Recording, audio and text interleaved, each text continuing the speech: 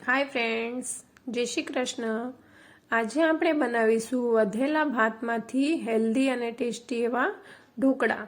જો તમે બપોરે મસાલા ભાત બનાવ્યા હોય અને રાત્રે ઈચ્છા ન હોય ખાવાની, કંઈક નવું ખાવાની ઈચ્છા હોય તો તમે આ ઢોકળા જરૂરથી ટ્રાય કરી શકો છો. તેના માટે આપણે એક વાટકી વધેલા મસાલા ભાત લીધા છે, તેને આપણે એક મોટા વાસણમાં લઈ લેશું. પછી આપણે તેમાં એક વાટકી જેટલો બાજરીનો લોટ એડ કરવાનો છે. તમે અડધી બાજરીનો અને અડધો જુવારનો લોટ પણ લઈ શકો છો. ઘઉંનો લોટ પણ થોડો એડ કરી શકો છો. મેં અત્યારે એક વાટકી જેટલો બાજરીનો લોટ એડ કર્યો છે. એક ચમચી જેટલી આપણે આદુ મરચાંની પેસ્ટ એડ કરીશું. આપણે મસાલા ભાત લીધા છે એટલે બહુ મસાલા કરવાની જરૂર નથી. આપણે લોટના ભાગના જ મસાલા કરવાના છે. તેના માટે આપણે 5 ચમચી હળદર લેશું, અડધી ચમચી ધાણા જીરું લેશું, 1 ચમચી આપણે લાલ મરચું લેશું અને ચપટી એવી આપણે હિંગ લેવાની છે અને સ્વાદ અનુસાર મીઠું એડ કરીશું. અડધી વાટકી જેટલા આપણે મેથીના પાન લેશું અને અડધી વાટકી આપણે કોથમીર લેવાની છે અને બધું સરસ રીતે આપણે મિક્સ કરી લેવાનું છે.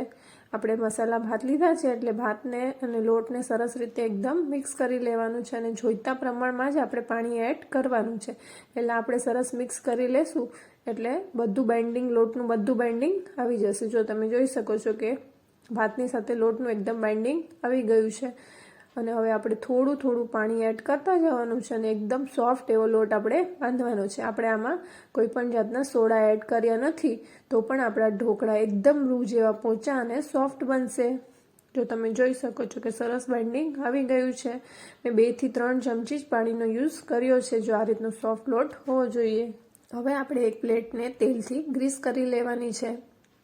સરસ ગ્રીસ થઈ જાય એટલે પછી જે આપણે ઢોકળાનું બેટર બનાવ્યું છે તે તેમાં એડ કરી દેવાનું છે. બધું જ બેટર આપણે તેમાં એડ કરી દઈશું અને આવી રીતે આંગળીઓથી એને બધી જ બાજુ સ્પ્રેડ કરી દેવાનું છે. સરસ સ્પ્રેડ થઈ જાય એટલે એક ચમચીથી આપણે થોડું એને લેવલ અપ કરી લેશું. આપણી ઢોકળાની થાળી તૈયાર થઈ ગઈ છે. હવે આપણે એક સ્ટીમર લઈ લેશું. તેમાં સ્ટેન્ડ મૂકીને 2 ગ્લાસ જેટલું પાણી એડ કરી દેવાનું છે. પછી આપણે જે ઢોકળાની થાળી તૈયાર કરી છે તે તેમાં મૂકી દેશું. તેને ઢાંકીને આપણે 30 થી 35 મિનિટ માટે થવા દેવાનું છે. 35 મિનિટ પછી જો તમે જોશો તો તમારા ઢોકળા સરસ સ્ટીમ થઈ ગયા હશે. જો તમને ચાકુ લઈ અને ચેક કરી લેવાનું. જો ચાકુ એકદમ ક્લીન બહાર આવે તો સમજી લેવાનું કે તમારા ઢોકળા સ્ટીમ થઈ ગયા છે. હવે આપણે તેને બહાર કાઢી લેશું અને થોડા ઠંડા થવા દેશું.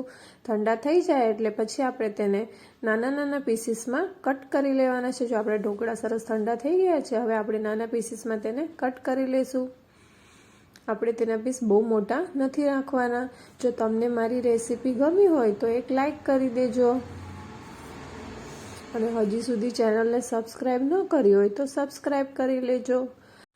આ ઢોકળા બનાવવા માટે આપણે ન તો કોઈ સોડાનો યુઝ કર્યો છે તો પણ આપણા ઢોકળા એકદમ સોફ્ટ અને સ્પંજી બન્યા છે. હવે આપણે તેનો એક વઘાર કરીશું. તેના માટે એક પેન લઈ લઈશું. તેમાં 2 ચમચી જેટલું તેલ એડ કરીશું, અડધી ચમચી રાઈ એડ કરીશું, 1 ચમચી સફેદ તલ અને લીમડાનો વઘાર કરીશું. તલ સરસ ફૂટી ગયા છે. હવે આપણે બનાવેલા ઢોકળા તેમાં એડ કરી દેવાના છે અને સરસ મિક્સ કરી લેવાનું છે. જો તમે જોઈ શકો છો કે આપણા ઢોકળા એકદમ સરસ સોફ્ટ અને એકદમ સ્પંજી બન્યા છે. હવે આપણે તેને ધાણાથી ગાર્નિશ કરીશું.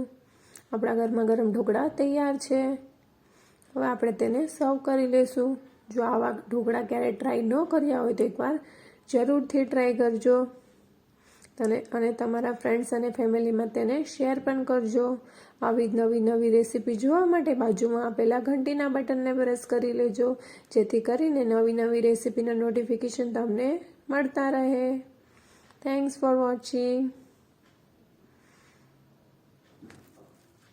અને મને કમેન્ટ કરીને કહેજો કે તમને મારી રેસીપી કેવી લાગી.